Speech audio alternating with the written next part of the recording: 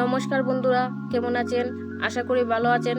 সবার সুস্থতা কামনা করে আজ যে ভিডিওটি নিয়ে এসেছি সেই ভিডিওটি প্রশ্নটি হলো, ডায়াবেটিস কোলেস্ট্রল কমছে না, পাতে রাখুন ভিটামিন মিনারেল এ ভরপুর এই সবজি। ভিডিওটা সম্পূর্ণ স্কিপ না করে দেখতে থাকুন। উত্তরটি হলো, সাধারণত কৃষকরা ক্ষেতের সবজি তুলে বাছাই করে আলাদা করে তারপর বাজারে বিক্রি করেন।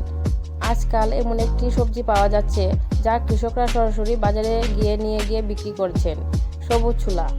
কেউ কেউ এটিকে ভেজে সরাসরি খান, আবার বেশিরভাগ মানুষ এটিকে সবজি হিসেবে তৈরি করে খান। বর্তমানে এই সবজির চাহিদা বেড়েছে। এখন বাজারে সবুজ ছোলা আগমন শুরু হয়েছে। এই সবুজ ছোলা রাজস্থানে প্রচুর পরিমাণে চাষ করা হয়। এখানে দেশি বিদেশি পর্যটকরা এই সবজি টানে এখানে আসেন। অনেকেই এই ছোলার সবজি পছন্দ করেন।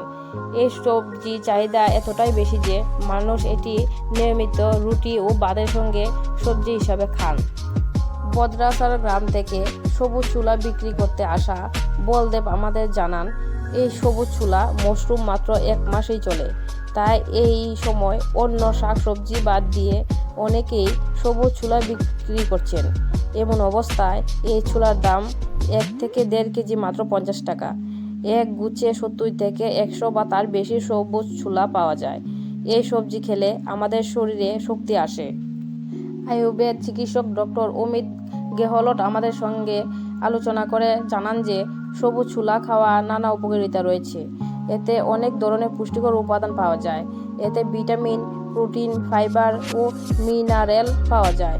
এটি খেলে হজম শক্তি মজবুত হয়, হার্ট অ্যাটাকের সম্ভাবনা কমে যায় এবং ব্লাড সুগার নিয়ন্ত্রণে থাকে। সবুজ ছোলা কোলেস্টেরল কমাতে সাহায্য করে।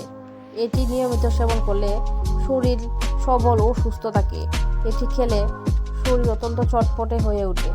ছোলা এমনিতেই ফাইবার সমৃদ্ধ, তাই নিয়মিত ছোলা খেলে এটি আমাদের হজম শক্তি বাড়াতেও সমানভাবে সাহায্য করে।